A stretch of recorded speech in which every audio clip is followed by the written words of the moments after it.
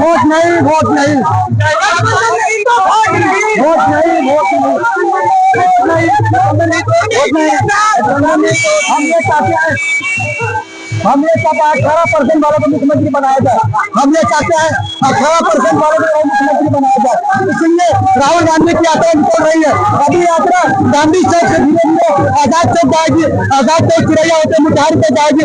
हम राहुल गांधी को गुजारिश करेंगे, अगर आप मुख्यमंत्री का पद देखना चाहते हैं, अगर आप इस बेरोजगारी के खिलाफ हैं, तो आप और इंशाल्लाह अपने अपना